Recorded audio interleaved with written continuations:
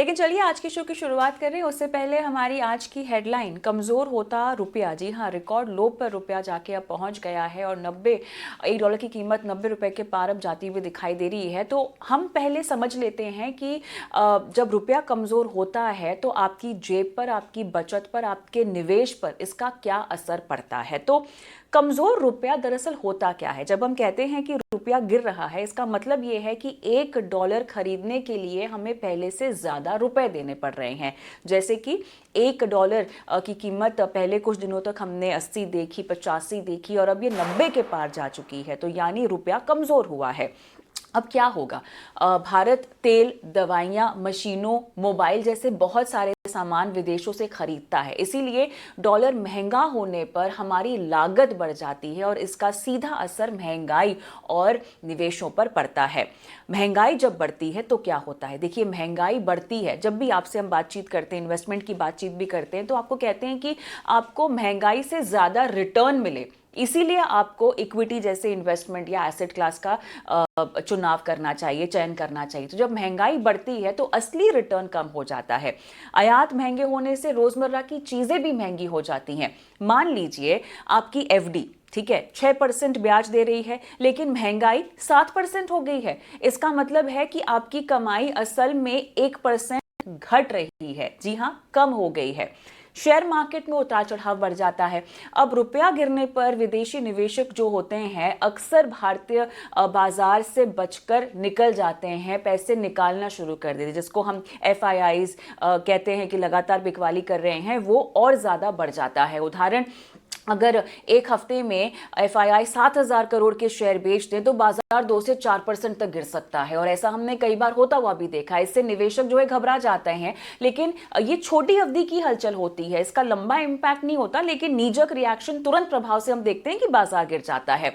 तीसरा सबसे बड़ा इंपैक्ट होता है कि अगर आप विदेश में अपने बच्चों को पढ़ाई लिखाई के लिए भेज रहे हैं या आपने कोई ट्रैवल प्लान यहां बनाकर रखा हुआ है तो उसकी कॉस्ट बढ़ जाती है। अगर किसी यूनिवर्सिटी की फीस मान लीजिए $30,000 है और यहां पर हमने देखा कि $75 प्रति डॉलर पर जो पूरा खर्च बैठ रहा है पढ़ाई लिखाई का, वो 22.5 या 22 लाख के आसपास हो रहा है। लेकिन जब डॉलर की कीमत $90 तक चली जाती है तो यही फीस जो हम देख रहे थे कि पहले लगभग 25 लाख के नीचे की थी, ये हम देख रहे हैं कि 32 लाख तक पहुंच जाती है। यानी सीधा हम देख रहे हैं 4 से 5 लाख का इजाफा हो गया है। यानी ये महंगा हो गया है। ट्रैवल प्लान, बच्चों को बाहर विदेश में पढ़ाई लिखाई करने भेजना। लेकिन डेट फंड्स पर दबाव, रुपया कमजोर होने पर सरकार की उधारी महंगी हो सकती है और इससे बॉन्ड यील्ड बढ़ती है, पुराने बॉन्ड्स की कीमत गिरती है। इसीलिए short term debt mutual fund में थोड़ी गिरावट आपको दिखाई दे सकती है। अब एक्सपोर्ट करने वाली कंपनियों को फायदा होता है। हमने नुकसान की तो बात कर ली, फायदे की बात करते हैं। IT कंपनियां हो गई, फार्मा केमिकल निर्यातक हो गए, ये सब डॉलर में कमाई करते हैं। तो अगर किसी कंपनी ने $10 मिलियन कमाए हैं तो यहां पर सीधा सा असर जो है उनकी कमाई पर हमें पड़ता हुआ दिखाई देगा।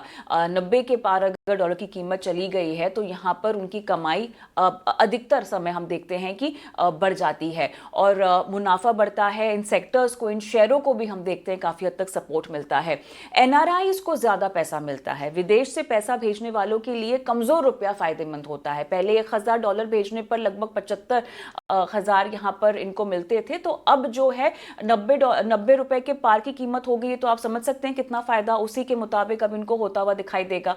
सोने की कीमतें बढ़ जाती हैं। सोना दुनिया भर में डॉलर में बिकता है, इसीलिए डॉलर महंगा होने पर भारत में सोना महंगा हो जाता है। ये एक लगातार हम देख रहे हैं कीमतें जो सोने की बढ़ रही हैं उसी का ही नतीजा है। यदि रुपया 8 से 10% गिर जाए तो भारत में सोने की कीमत हम देखते हैं लगभग 600 से 1200 रुपए प्रति 10 ग्राम तक बढ़ सकती है। और भले ही अंतर्राष्ट्रीय कीमतें स्थिर रहें, लेकिन ये एक जो है सोने की कीमत और डॉलर की कीमत का एक इम्पैक्ट हमें सोने की घरेलू कीमतों पर जो है वो पड़ता हुआ दिखाई दे सकता है।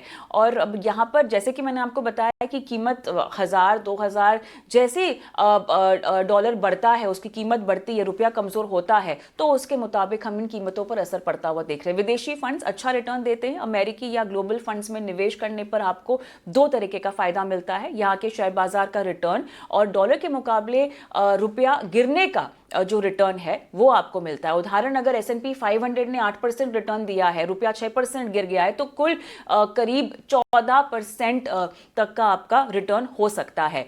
अब फायदा किसको किसको नुकसान? आईटी, फार्मा, केमिकल जैसी कंपनियों को यहाँ पर हम देख रहे हैं कि सीधे तौर पे एक फायदा हो रहा है। एनआईआई और रेमिटेंस भेजने वाले लोग, सोने में निवेश करने वाले लोग, अमेरिकी ग्लोबल फंड्स में निवेश करने वाले लोग, इनको फायदा हो रहा है। नुकसान तेल हो गया, मोबाइल, एयरलाइंस जैसे आयात निर्भर सेक्टर्स जो हो गए, विदेश में पढ़ाई या यात्रा की प्लानिंग करने वाले लोग हो गए, एफडी जैसे फिक्स्ड इनकम वाले निवेशक, शॉर्ट टर्म डेट फंड्स, यहां पर हम देख रहे हैं कि कुछ नेगेटिव इंपैक्ट होता हुआ दिखाई देगा।